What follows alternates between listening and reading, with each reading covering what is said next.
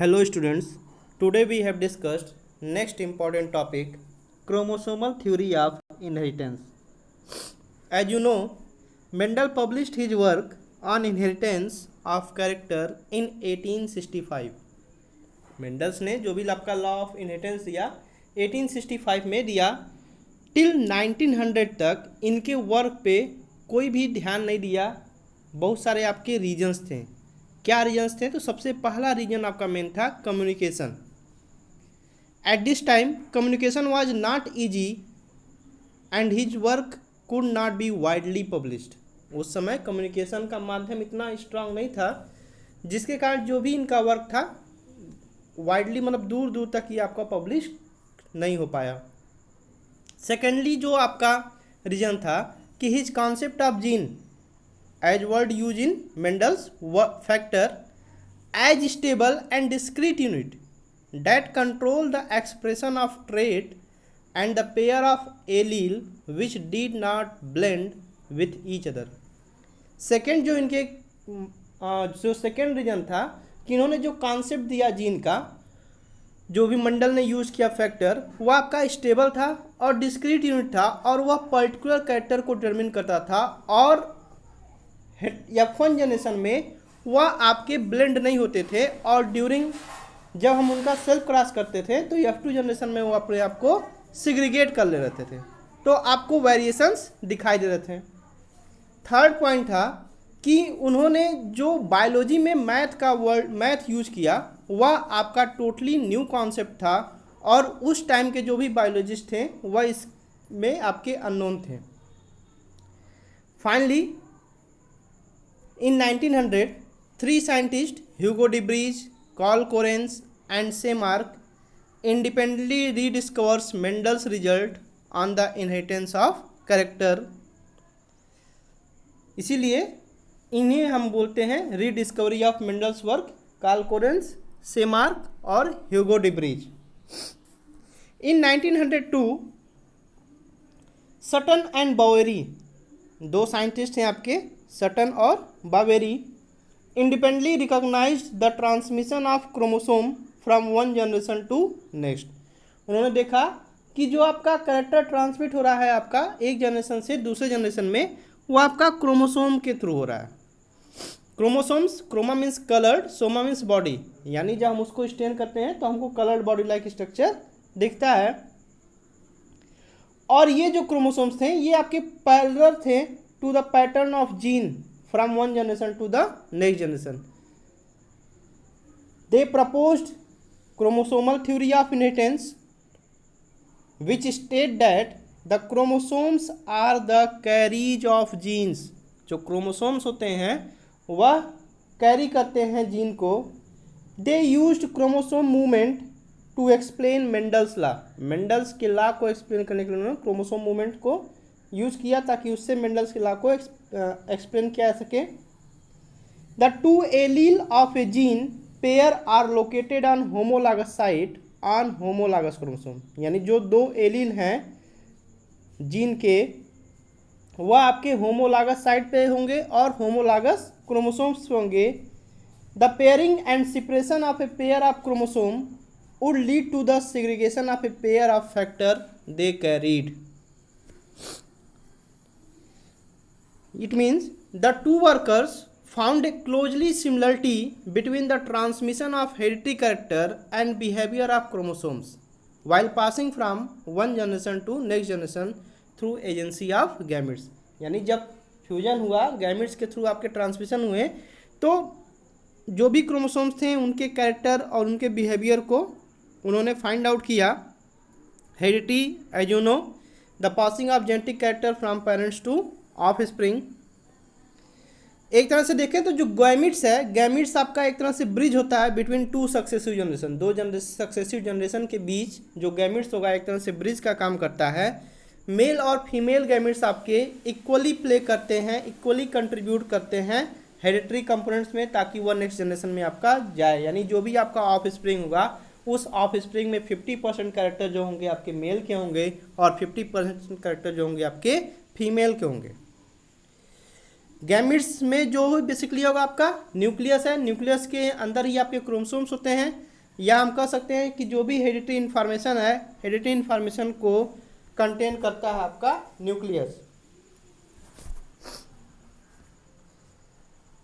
Chromosome में अगर कोई भी डिलीशन होता है या कोई भी एडिशन होगा तो वह क्या होगा, उस इंडिविजुअल्स के या उस ऑफस्प्रिंग के स्ट्रक्चरल और फंक्शनल चेंजेस होंगे। इट मीन्स वहाँ पर आपका म्यूटेशन होने की संभावना होगी। यानी अगर क्रोमोसोम में कोई भी जीन आपका ऐड होता है या कोई भी जीन आपका डिलीट होगा तो जो भी ऑफस्प्रिंग प्रोड्यूस होगा उसके मॉर्फोलॉजी में, उसके फिजियोलॉजी में आपको चेंजेस दिखाई देंगे।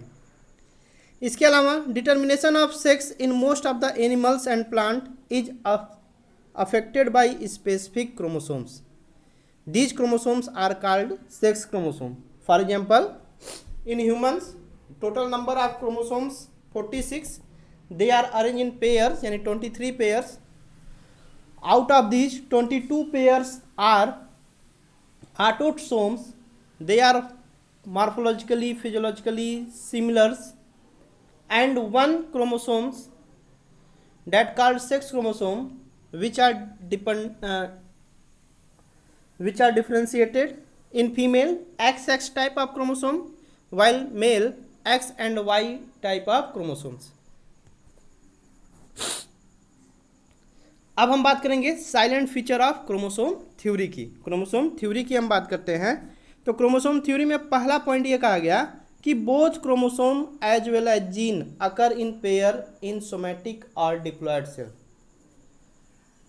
क्रोमोसोम और साथ ही साथ जो जीन है वो आपके पेयर में होंगे, चाहे वो आपका सोमैटिक सेल हो चाहे वो आपका डिप्लॉयड सेल हो। कभी भी वह आपके अनपेयर्ड नहीं होंगे, हमेशा होंगे वह हमेशा आपके पेयर्ड होंगे। Second point, a gamete contain only one chromosome of a type and only one of two allele of a character. जो भी गैमिट्स होंगे उसमें आपका एक ही क्रोमोसोम होगा और एक ही टाइप के आपके एलील होंगे जो कि आपका कैरेक्टर डिटरमिन करते हैं। The paired condition of both chromosome as well as Mendelian factor is restored during fertilisation. After fertilisation या at the time of fertilisation जो भी कैरेक्टर्स होंगे वह कैरेक्टर्स आपके स्टोर होते हैं। यानी जो क्रोमोसोम्स होगा वह आपका ट्रांसफर होता है from one generation to the next as in case of gene. जैसे कि आपका मेंडेलियन फैक्टर्स था उसी तरह से जो आपके क्रोमोसोम्स होते हैं, क्रोमोसोम का भी आपका ट्रांसफ़र होता है आपका एक जनरेशन से दूसरे जनरेशन में। यहाँ पर एक और इम्पॉर्टेंट पॉइंट है कि जो नंबर ऑफ क्रोमोसोम्स होते हैं वह प्रत्येक लिविंग स्पीसीज में उनका जो नंबर होता है आपका फिक्स होता है और ये आपके होमोलागस पेयर में पाए जाते हैं डिप्लॉयड सेल। जितने भी आपके डिप्लॉयड सेल्स होंगे उसमें आपके होमोलागस पेयर्स में पाए जाते हैं। जैसे आप देखिए चिंपैंजी में 48 क्रोमोसोम्स होते हैं, ह्यूमंस में 46, चिकन में 78, फ्रॉग में 26, पी में 14 chromosomes. One chromosome from father and the other contributed by mother constitutes A homologous pair. यानी जो होमोलागस पेयर होगा उस होमोलागस पेयर में आपका एक क्रोमोसोम जो होगा वो मेल का होगा और एक क्रोमोसोम जो होंगे आपके वह आपके फीमेल के होंगे। Before cell division each chromosome या आपके जो भी आपके एलील्स हैं वह आपके रिप्लिकेट होंगे और ड्यूरिंग माइटोटिक डिवीजन ये आपके सेपरेट होते हैं। और मियोसिस कब होता है? During gamete formation. जब गैमीट का फॉर्मेशन होता है उस दौरान आपका मियोसिस होता है। होमोलागस क्रोमोसोम जो होंगे वह आपके पेयरिंग करेंगे ड्यूरिंग प्रोफेज फर्स्ट में। मियोसिस में आपके प्रोफेज फर्स्ट स्टेज में जो भी होमोलागस क्रोमोसोम होंगे उनकी पेयरिंग होगी और बाद में वो आपके डॉटर सेल में जाके सेपरेट हो जाते हैं। जो भी आपके हैप्लॉइड सेल हैं या जो भी आपका गैमिट्स है इसमें आपका एक ही एलील होगा जो कि एक क्रोमोसोम पे प्रेजेंट था। यानी जब यही हैप्लॉइड मेल गैमिट्स या हैप्लॉइड फीमेल गैमिट्स आपस में फ्यूज करते हैं तो ये आपके डिप्लॉइड गैमिट का फॉर्मेशन होता है और जो भी दोनों क्रोमोसोम्स हैं या एलील्स हैं वह आपके बिहेव करते हैं according to Mendel's law of segregation. It means F1 generation में जो आपके दोनों एलील्स हैं वो आपके मिक्स नहीं होते हैं, और जब हम उनका सेल्फ क्रॉस कराते हैं तो वह अपने आप को F2 जनरेशन में सिग्रीगेट कर लेते हैं, यानी वह दोनों हेट्रोजाइगस कंडीशन में आपस में उनकी ब्लेंडिंग नहीं होती है।